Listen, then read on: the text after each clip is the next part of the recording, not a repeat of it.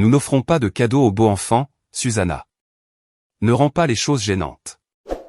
Ma mère avait dit cela d'un ton léger, presque gentiment, pendant que le jumeau de ma sœur, assis en tailleur sur le tapis, arrachait le papier de son iPhone 9, et poussait des cris de joie en découvrant une enveloppe pour une croisière Disney. L'un d'eux a reçu un MacBook. L'autre, un bracelet en or glissé dans un écrin de velours. Le papier cadeau recouvrait le salon comme de la neige. Mon fils Caleb, lui, tenait un jeu de société acheté au magasin à 1 euro.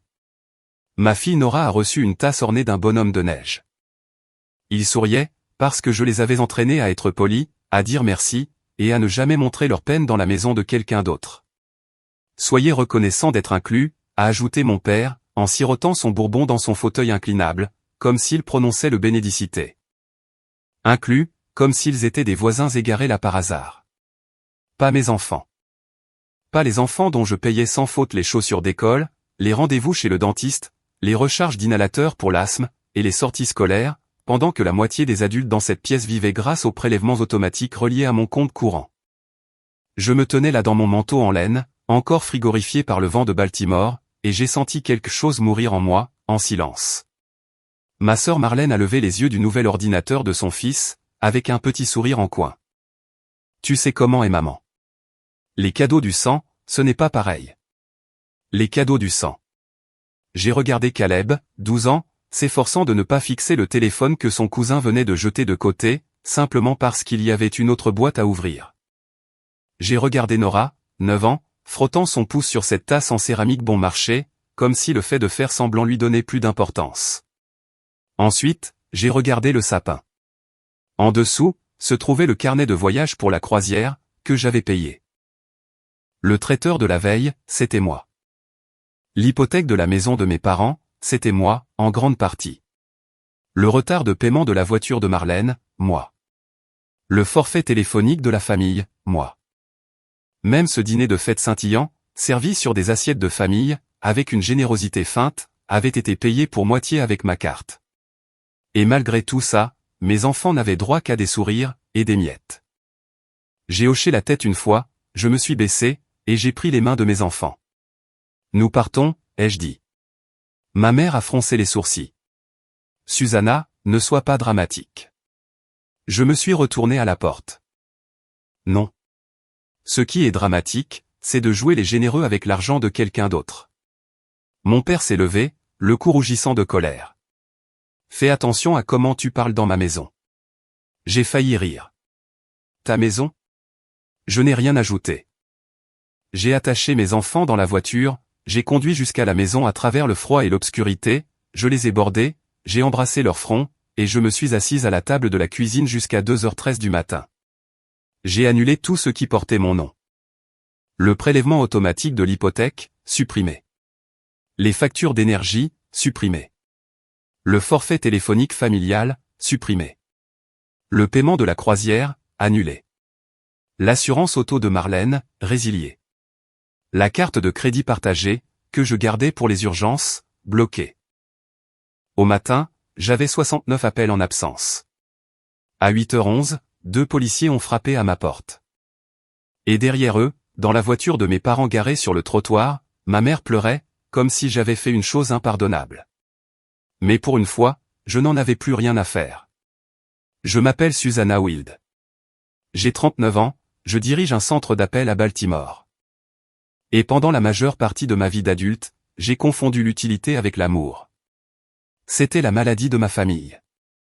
Mon père aimait dire que j'étais la personne de confiance, ce qui sonnait comme un compliment, jusqu'à ce que l'on comprenne ce que cela signifiait vraiment.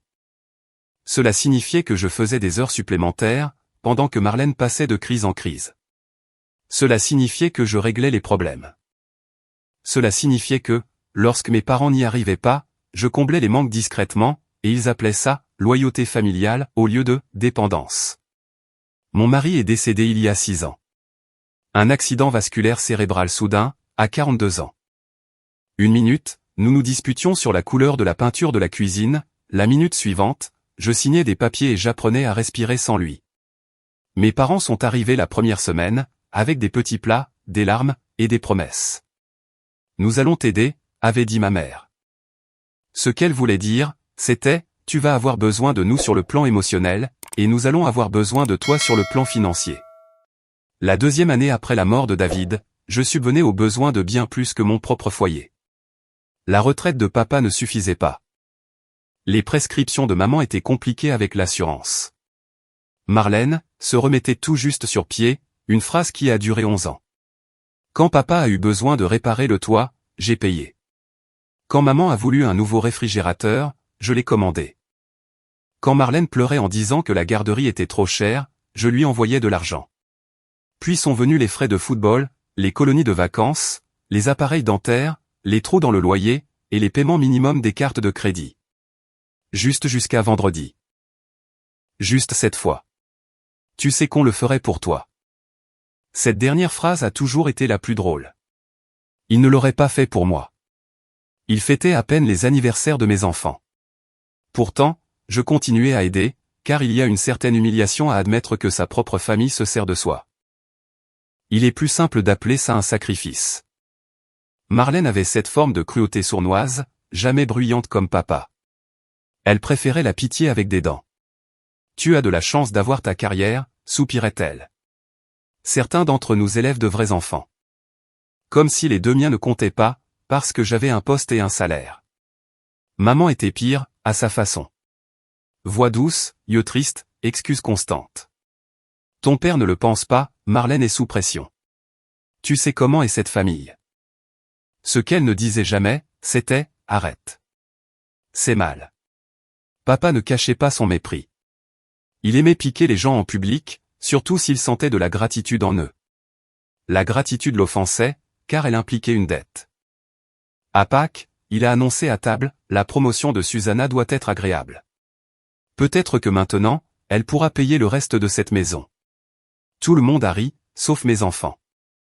À l'anniversaire de mon neveu, il a fait teinter son verre et a dit « Remercions tante Susanna, la banque familiale ». Au début, je souriais pour faire bonne figure. Puis j'ai arrêté de sourire. Alors, ils m'ont traité de lunatique. L'humiliation publique est devenue plus ignoble en ligne. Notre discussion de groupe familial était surtout faite de recettes et de chaînes de messages, jusqu'à ce que Marlène l'utilise comme une scène de théâtre. Des captures d'écran des cadeaux des grands-parents à ses enfants. Des photos de dîner que je payais, avec la légende, tellement béni d'être entouré par les personnes qui comptent. Un jour de décembre, après que j'ai payé leur facture de chauffage pendant une vague de froid, maman a posté une photo de la maison décorée et a écrit « Nous faisons toujours de la magie pour nos petits-enfants. » Toujours. J'ai fixé cette publication avec le reçu de mon virement ouvert sur mon ordinateur. Une semaine plus tard, est arrivé ce Noël qui a mis fin à tout cela. Mais les cadeaux ne constituaient même pas la première trahison de ce mois-là. 3 jours avant les fêtes, j'étais passé déposer les cadeaux emballés à l'avance, car je travaillais de nuit au centre d'appel.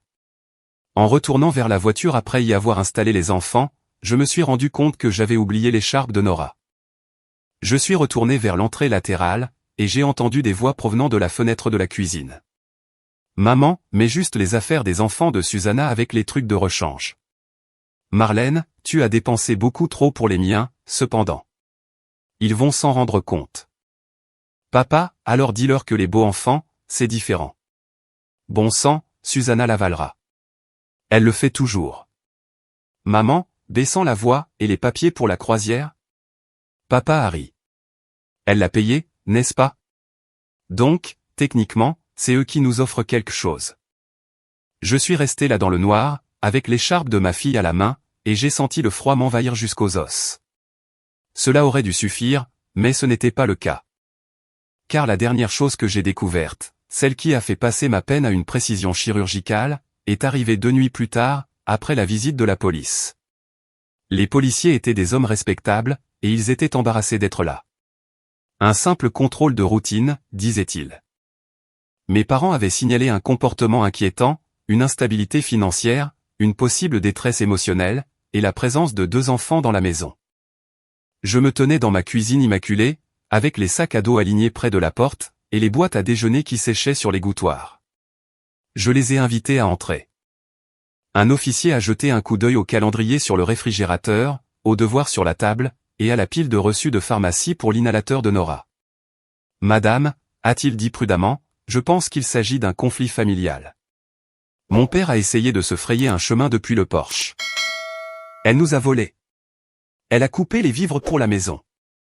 Je suis allé dans le placard de l'entrée, j'ai sorti un classeur, et j'ai tendu à l'officier les relevés bancaires imprimés. Hypothèque, facture, acompte pour la croisière, assurance auto, chaque paiement des 28 derniers mois, surligné en jaune. L'officier plus âgé a tourné les pages lentement. Son expression a changé. Tout ça vient de votre compte? Oui. Papa a aboyé, la famille, ça contribue. J'ai tendu une autre page. La contribution de mon père pour la même période. 3 paiements. Tous minuscules. Et espacés de plusieurs mois. Le silence s'est abattu. Maman a commencé à pleurer de plus belle.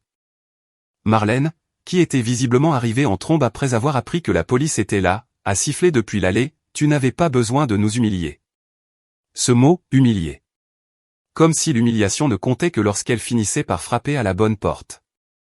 Les officiers sont partis, après avoir conseillé à mes parents de cesser d'utiliser les services d'urgence comme une arme. Papa m'a insulté dans l'allée. Maman m'a supplié. Marlène m'a menacé de prendre des avocats, bien qu'elle ait à peine de quoi payer son essence. J'ai cru avoir touché le fond. Puis, ce soir-là, Caleb est venu me voir avec sa tablette, les larmes aux yeux. « Maman, a-t-il dit, pourquoi tante Marlène a mis ça sur Facebook ?» Dans une publication destinée aux proches, aux amis, et à tous ceux qui étaient avides de ragots, elle avait écrit « Certaines personnes se marient avec des gens qui ont des enfants. Et s'attendent à ce que le monde entier fasse semblant qu'ils sont de vrais petits-enfants. L'amour ne marche pas sur facture. » Il y avait une photo jointe. Ce n'était pas celle de ses enfants, mais des miens, pris à Noël, souriant poliment avec leurs cadeaux bon marché sur les genoux. Mon fils a lu chaque commentaire. Ma fille aussi. Il devrait être reconnaissant d'être inclus. Tout le monde ne doit pas le même traitement aux beaux enfants. Susanna a toujours été envahissante. On ne peut pas acheter les liens du sang. Je n'ai pas pleuré. J'ai fait des captures d'écran de tout. Ensuite, je suis parti à la recherche de preuves, et non de sentiments. Des preuves. Papa était négligent quand il était en colère. Maman était pire quand elle avait peur.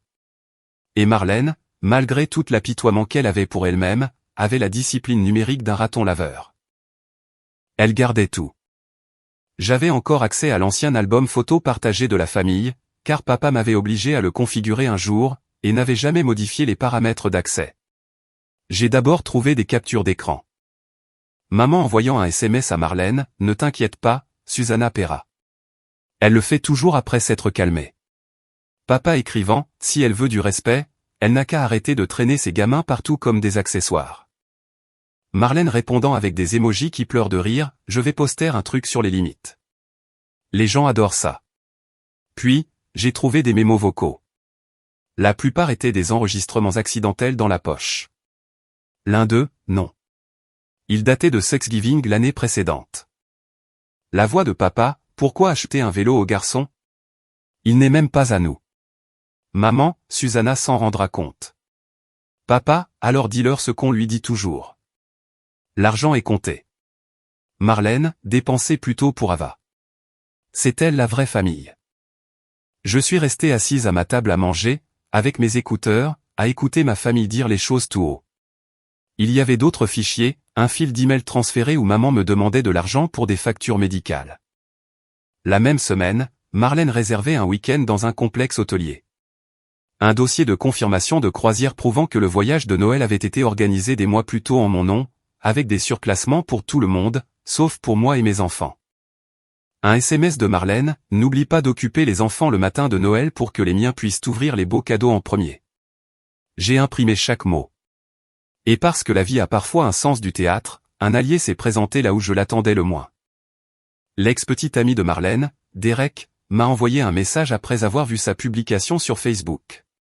Nous n'avions jamais été proches, mais il a écrit, « Tu dois savoir qu'elle m'a fait exactement la même chose. » Cible différente, mais même scénario. Il m'a envoyé des captures d'écran de Marlène se moquant de mes enfants en privé. Susanna agit comme si son pathétique petit groupe méritait un traitement égal. Papa dit, encore un an, et elle va probablement craquer et mettre la maison à son nom. Une phrase a fait trembler ma main. Honnêtement, si elle continue à faire des siennes, disait papa, appelle les services sociaux ou les flics. Les veuves finissent toujours par craquer. C'est à ce moment-là que j'ai arrêté de penser en termes de réparation. J'ai commencé à planifier la fin. La confrontation a eu lieu 2 semaines plus tard, au dîner d'anniversaire de mariage de mes parents. Maman a eu le culot de m'inviter par message. Soyons adultes. C'est la famille. Pas de scène. J'ai failli l'effacer. Puis, j'ai pensé à Caleb lisant ses commentaires. À Nora tenant cette tasse bonhomme de neige comme si c'était un trésor, parce qu'elle ne savait pas encore que les adultes peuvent juger les enfants et se montrer cruels. J'ai pensé aux 69 appels manqués, à la police devant ma porte, et à tout cet argent qu'ils avaient traité comme indu. Alors, j'y suis allé. Je n'ai pas amené mes enfants. Je portais du bleu marine, mes cheveux étaient attachés, et je suis arrivé avec un sac en cuir si lourd, que papa a plaisanté depuis le bout de la table. Qu'est-ce que tu as là-dedans? Des factures? Quelque chose comme ça, ai-je répondu. La salle à manger de mes parents était pleine. Marlène, ses 2 enfants, mes 2 tantes, l'oncle Ray, ma cousine Denise. Assez de témoins pour que cela compte. Papa aimait avoir un public. J'allais utiliser ça contre lui. Le dîner a à peine duré 20 minutes avant que papa ne commence. C'est gentil à toi de montrer enfin ton visage. Maman lui a jeté un regard d'avertissement, mais elle souriait. Elle pensait contrôler la situation. Marlène a fait tourner le vin dans son verre. As-tu amené les enfants, ou sont-ils toujours traumatisés par des tasses en céramique? Quelques personnes ont ri. Pas moi. J'ai posé ma fourchette. Non, ai-je dit. J'ai apporté des preuves. L'atmosphère a changé. Papa a ricané. Oh, c'est parti. J'ai sorti la première pile. Des relevés bancaires. J'ai distribué des copies de chaque côté de la table. Pendant 2 ans et 4 mois, j'ai payé votre hypothèque, vos factures, votre forfait téléphonique, les acomptes de la croisière, l'assurance de la voiture, et les dépenses imprévues. Maman a murmuré, Susanna, non, pas cette fois. J'ai ensuite étalé les confirmations de la croisière, puis les surclassements du complexe montrant la famille de Marlène et les suites communicantes, mon nom sur le moyen de paiement, et aucune réservation pour mes enfants. Ensuite, les captures d'écran de la publication Facebook, avec les sections de commentaires incluses. Puis les messages de Derek. Marlène a blêmi. Tu as parlé à Derek? Il m'a parlé. Papa a frappé la table. Ce sont des affaires de famille privée. Tu les as rendues publiques quand tu as mis mes enfants sur Facebook. Personne n'a bougé. Même les enfants s'étaient tus dans la pièce d'à côté. Puis, j'ai sorti mon téléphone et posé un petit haut-parleur sur la table. Maman a même tendu la main pour l'attraper. Susanna, ne fais pas ça. J'ai appuyé sur lecture. La voix enregistrée de papa a rempli la pièce. Pourquoi acheter un vélo au garçon? Il n'est même pas à nous. Puis celle de Marlène, dépensée plutôt pour Ava. C'est elle la vraie famille. Ma tante s'est couvert la bouche. L'oncle Ray a murmuré, bon Dieu. Papa s'est précipité sur le haut-parleur. Je l'ai retiré. Il y avait un autre enregistrement. La voix de maman cette fois. Fatiguée et tranchante, d'une manière que je ne l'avais jamais entendue admettre à voix haute. Dis simplement à Susanna que les beaux enfants, c'est différent. Elle va pleurer, et puis elle va payer. Ma cousine Denise s'est levée si vite que sa chaise a raclé le sol. Vous avez dit ça de Caleb et de Nora. Personne n'a répondu. Marlène a été la première à retrouver sa voix. Tu déformes les choses. On se défoulait. J'ai rouvert le sac en cuir et j'en ai sorti le dernier objet. Un disque dur. Tiens, ai-je dit en le posant au centre de la table. Des sauvegardes de l'album familial, des messages, des confirmations et des fichiers audio. Également, des copies déjà envoyées à mon avocat et à 2 personnes extérieures à cette maison. Donc, avant que quiconque ne commence à parler d'effacer, de nier, ou d'appeler à nouveau la police. Comprenez bien une chose. Le visage de papa était devenu rouge et couvert de plaques. Je l'ai regardé droit dans les yeux. Vous n'avez pas le droit d'utiliser mon argent, d'insulter mes enfants, de vous servir de la loi comme d'une arme, et de vous cacher ensuite derrière le mot famille. Marlène s'est alors mise à pleurer, mais pas de culpabilité. D'être exposée à nu, enragée. Les narcissiques pleurent le plus fort quand les miroirs fonctionnent. Tu gâches l'anniversaire de maman et papa. Non, a dit une voix près de la porte. Ils l'ont fait eux-mêmes. C'était Derek. Je l'avais invité. Il est entré avec une enveloppe, et avec ce genre de calme que seules les personnes ayant survécu au mensonge de quelqu'un d'autre peuvent avoir. Marlène s'est levée d'un bond. Sors d'ici. Il l'a ignoré et a tendu l'enveloppe à ma mère. Voici les messages où votre fille riait de faire attendre les enfants de Susanna pour que les siens puissent ouvrir les beaux cadeaux en premier. Et ceux-là, a-t-il dit en regardant papa, sont ceux où vous discutiez de faire de faux signalements aux services sociaux pour la faire céder et qu'elle reprenne les paiements. Les mains de maman tremblaient alors qu'elle ouvrait les papiers. Papa a rugi, c'est un coup monté. Oui, ça l'est, ai-je répondu. Parce que la vérité n'a que rarement une place à cette table, à moins de l'y traîner de force. Ma tante Linda s'est levée à son tour. J'ai commenté cette publication, a-t-elle dit faiblement. Je ne savais pas, c'est ainsi que fonctionne l'humiliation publique, ai-je dit. Elle recrute des gens avant de leur donner les faits. Papa a pointé la porte du doigt. Sors de ma maison. Et c'était reparti. Ma maison, mes règles, mon mépris. Je me suis levé, je n'ai rien ramassé, et j'ai regardé chaque visage autour de la table. Je l'ai déjà fait, ai-je dit. Financièrement, légalement, émotionnellement, je suis parti. Dès maintenant, et pour toujours. Maman s'est mise à sangloter. Pour de vrai, cette fois. Susanna, je t'en prie. On peut arranger ça. Non, maman. Vous pourrez vous l'expliquer à vous-même pour le reste de votre vie. Ce n'est pas la même chose. Papa m'a maudite. Marlène a crié que j'étais le diable. L'un de ses enfants a commencé à pleurer dans le salon. Derek s'est écarté. L'oncle aurait fixé les documents, comme s'ils allaient se réorganiser d'eux-mêmes pour former une histoire plus clémente. J'ai pris mon sac dans l'encadrement de la porte. Je me suis retourné une dernière fois. Vous avez appris à mes enfants ce qu'ils valent à vos yeux, ai-je dit. Alors maintenant, je leur apprends à quoi ça ressemble de partir. Puis je suis sorti. Ils ne se sont pas arrêtés après mon départ. Le fait d'être exposé ne les a pas rendus plus humbles. Cela les a rendus frénétiques. Pendant 2 jours, mon téléphone a été inondé de textos, de messages vocaux, de fausses excuses, et de nouvelles accusations. Maman voulait une conversation privée. Papa a menacé de me traîner en justice, puis a évoqué la maladie, puis Dieu. Marlène a publié des phrases vagues sur la trahison, et sur les femmes qui font passer les enfants des hommes avant les liens du sang. Cette fois, j'ai répondu publiquement. Pas par une diatribe, mais par des preuves. Après mes heures de travail dans mon centre d'appel de Baltimore, j'ai enregistré une vidéo d'1 à 2 minutes. Le casque sur le bureau, les lumières de la ville derrière moi, la voix posée.